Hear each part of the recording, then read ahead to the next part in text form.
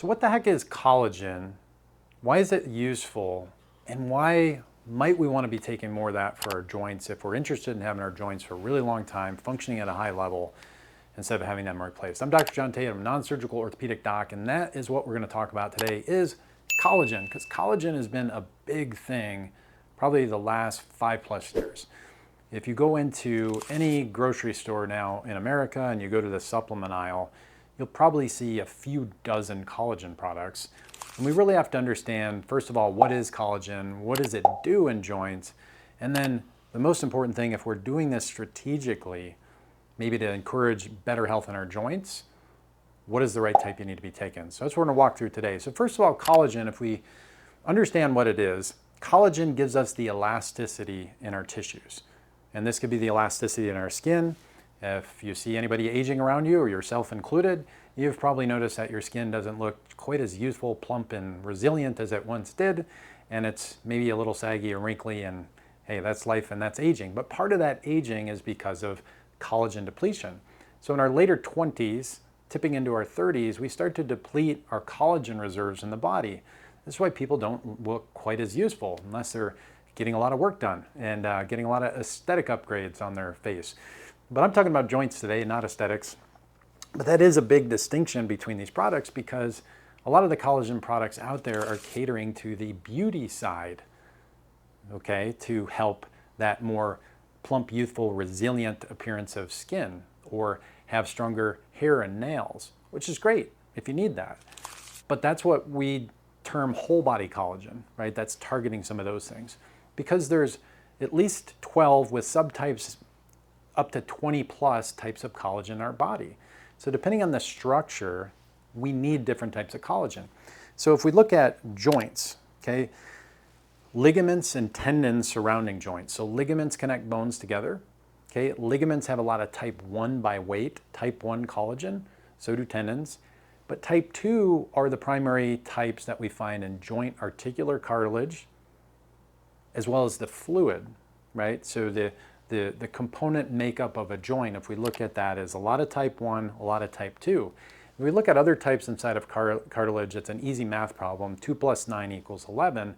So types 2, 9, and 11 are the ones that are most commonly found scientifically if we analyze those in cartilage. And you probably won't find a whole lot of 9 or 11 in products out there on the shelf. You'll find a lot with type 1s, type 2s, and those are the ones that we want to target more, that have a better chance of helping joints if that's what your target is. Because if you're taking a lot of products that have other things in them, other types of collagen, or you can't even tell from the label, but on the front of it, it probably says something like helps joints, because that's a true statement. Collagen helps joints function better, because collagen is the infrastructure, the scaffolding, that the connective tissue fibers that hold things together, whether it's a ligament, tendon, or the cartilage structure. Because inside of cartilage, we have these collagen threads, and then we have molecules like glucosamine stuck within that scaffolding. And that's the component makeup of joint cartilage, which is why, if we carry this over to why might resupplying that be useful? Well, because we can resupply what we're depleting and degrading and deteriorating and aging over time. And that's where this whole collagen boom came about, to say, well, if we take this stuff in, might it be useful to us? So way back in the day, wasn't around at that time, but it was like in the 60s or maybe tipping into the early 70s, people were taking a lot of gelatin products. And those are collagen derivatives. But the problem with that is that the type of the collagen, the size of that molecule, was way too big to probably be absorbed. Now, some people reported feeling better on this stuff, and that's what we call placebo, because you're taking something that you think is going to help you, so it did help some of those people. But scientifically, if we look at it now and we look at what that stuff was and the molecule size of it, by the time the body digests it down, can it really get to the individual molecule size that then can be delivered through our bloodstream and then pushed up into that cartilage or the ligaments and the tendons through the very small capillary network that supplies them? Not likely. Fast forward to current day, if we look at the types of collagen, there's a couple big ones when we're looking at products, okay? You'll see something called hydrolyzed, which means we've broken that collagen down somewhat to a smaller form. That smaller form should be more digestible, more absorbable across the gut into into the bloodstream and then deliverable through the bloodstream to the target structure, i.e. the joints in our conversation today. So what you're learning so far is you need more of type 1 and type 2. You need probably a hydrolyzed version, that's what you're looking for. And then the last component you can look around for these joint products is there has been studied formulation of these type 1 and type 2s in clinical research, and they go by branded names. So if you look on the label, like if you pull this one off the shelf back there, you'll see there's a couple branded, registered, trademarked versions of collagen, and those are backed by clinical studies, both in humans and in mice models. So it's fun to study things in mice. That's where a lot of our drug development and molecule development, we're using mice or rats as kind of a model to simulate what would this do over here in humans, very commonly in clinical trials. And in those studies where they're studying things like Fortigel or Tendaforte or some of these branded type of collagens, they would genetically give the mice arthritis, so they can knock out genes where the mice unfortunately get arthritic knees. Then they would feed some of the mice collagen and not feed the others, and then they would let them live for a while, and then they would kill all the mice and look at their cartilage.